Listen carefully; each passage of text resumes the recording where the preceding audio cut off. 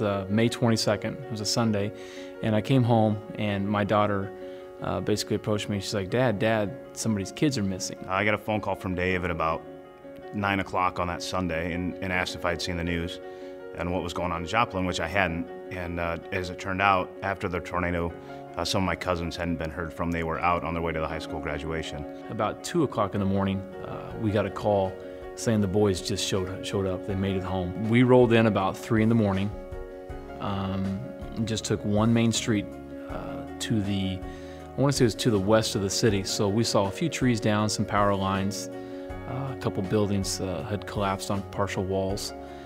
So we really didn't get the full gist of the devastation until the next morning.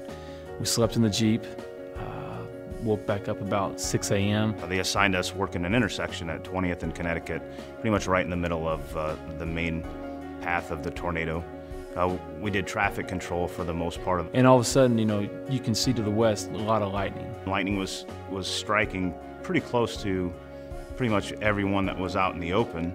There was really nothing left standing as far as trees, buildings. No sooner than I get to the Jeep, I just basically kind of get taken aback by a loud boom and a flash all at once. There was another officer that had actually been struck by lightning as they were watching. Dave and I decided that we couldn't leave, Jeff Taylor sitting on this ATV out in the middle of the storm. And at that point, we didn't find a pulse on him. I was able to use my knife. I cut away all of his emergency equipment, all of his tack vest, his weapon, his duty belt and everything, his clothing.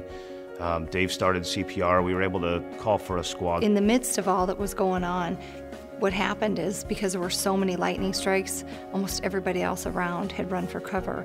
And these officers basically took it upon themselves to go and put themselves in harm's way and actually go and revive this gentleman. I talked to a journalist, a lady from Omaha World Herald. They did a little article on that night. And I think it was about 11 days later, I got a call from the female that I did the article with, and she's like, Dave, I just want to let you know that Officer Taylor died. But his family was able to be there with him for 11 days and were able to say goodbye to him, as opposed to him just kind of passing away on an intersection in Joplin, Missouri. He was able to spend that last 11 days with his family, and his kids got to say goodbye. As far as my mentality, I've got to try to understand that I did help Jeff Taylor. And